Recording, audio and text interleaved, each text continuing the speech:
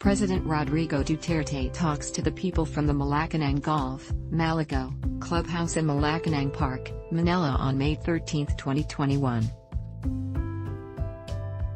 Richard Madelo, Presidential Photo Manila, Update. President Rodrigo Duterte has said he would be the subject of comedy if he turns to the United Nations to counter China's incursions in the West Philippine Sea. A UN-backed court's ruling in 2016 junked Beijing's claims to almost the entire South China Sea, within which is the Philippines' territorial waters. Duterte last week called the arbitral victory a piece of paper that he said could be thrown into the wastebasket. Anyo pang papel gusto niyo, papuntahin ako dun sa Kailan papanajing useful yang United Nations? Duterte said in a speech taped on Thursday and aired Friday. What other paper do you want? For me to go to the... When has the United Nations ever been useful? Saan ako magpunta? To what body? The United Nations? Please, spare me the... Maging comedy lang ako diyan, he added. Where will I go? To what body? The United Nations? Please, spare me the...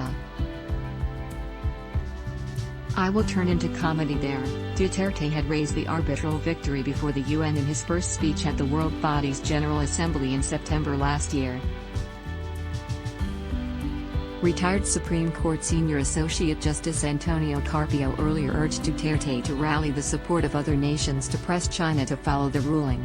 A government task force this week flagged incursions into the Philippines' exclusive economic zone (EEZ) by 287 maritime militia vessels from China.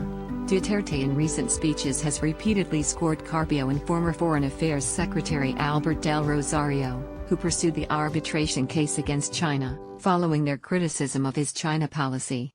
Del Rosario, DFA does not have power to withdraw ships. In a statement, Del Rosario said the president should stop blaming him for allegedly withdrawing the ships in the Scarborough Shoal, as he did not have that power when he was Foreign Affairs Secretary. Only the military has the power to do so, as this is not part of his agency's mandate, he said.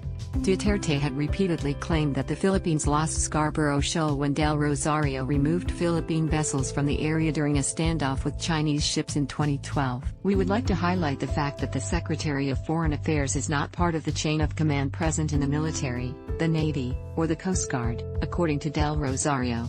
Under the law, the mandate of the Secretary of Foreign Affairs is in the conduct of diplomacy and foreign relations, the former public official added.